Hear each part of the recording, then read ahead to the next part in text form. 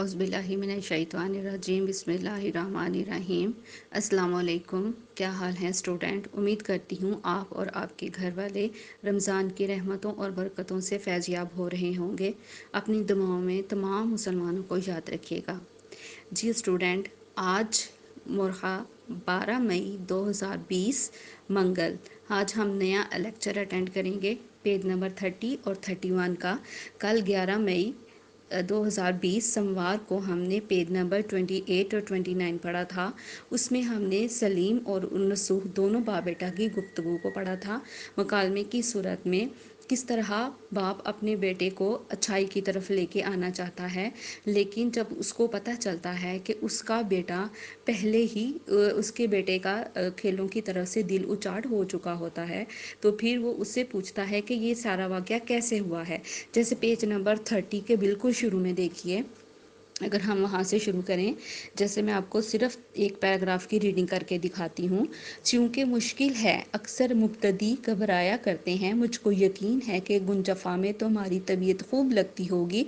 वो बेनिस्बत शतरंज के बहुत आसान है। हाँ, शतरंज की निस्बत कर गुंजफ़ा को ज़्यादा नापसंद करता हूँ। ये जो आपने यहाँ पे ज़ुबान उर्दू की लिखी हुई देखी है, ये डिप्टी नज़ीर अहमद देहलवी, जो कि उर्दू के पहले नावल नगारों में इनका शुमार होता है, इन्होंने दिल्ली की ज़्यादा जो है ज़बान को इस्तेमाल किया है। उस वक़्त के इलाके के इर्द गिर्द की जो भी ज़बान बोली जाती थी, उन्होंने उसके मुताबिक इसको लिखा है। हमारी नापसंदीदगी का कुछ ख़ास कर यही सबब नहीं है, बल्कि मुझको सारे खेल बुरे मालूम होते हैं।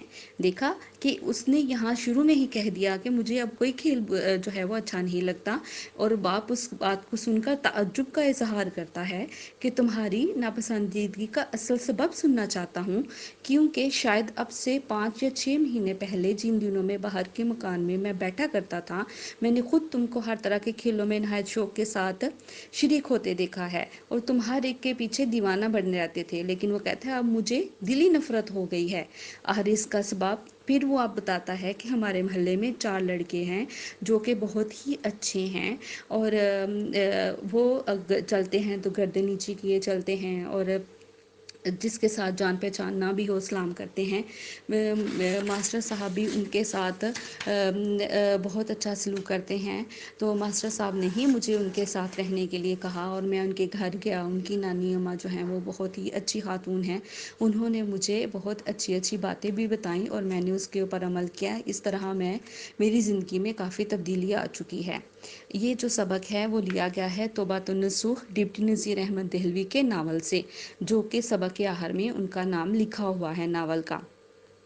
तो ये इस पूरी कहानी से उन्होंने अच्छी जो बाहलाक दोस्त होते हैं, अच्छे लोग होते हैं, उनके साथ रहने से इंसान भी अच्छा ही रहता होता है और सीखता है, अच्छा ही सीखता है।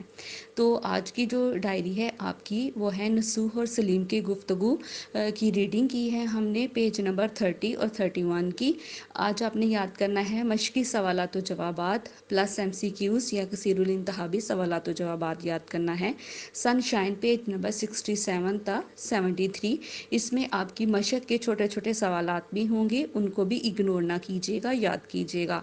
उर्दू में कहानी याद करोगे गीदड़ की मकारी, उसमें आपने एक गीदड़ और हाथी की कहानी को बयान किया गया है, जिसमें अखलाकी सबक क्या दिया गया है, खुशामद बुरी बला है, जिसकी वजह से खुश आमदही की वजह से गीदड़ जो होते हैं वो एक बिल्कुल ज़िंदा हाथी का गोश्त चट कर जाते हैं, और हाथी जो है वो अपनी इस खुशामद की आदत की वजह से बहुत बड़ी मुसीबत में मुब्तला हो जाता है। तो इसका अखलाकी सबक बहुत ही अच्छा है, और इसकी कहानी भी बहुत ही उम्दा तरीके से लिखी गई है। आपने इसको बहुत अच्छे तरीके से याद करना है। आपकी डायरी भी आपके साथ दी हुई है, उम्मीद करती हूँ बहुत अच्छी तरह से याद करेंगे आज की डायरी और कल की भी। अल्लाह हाफिज़।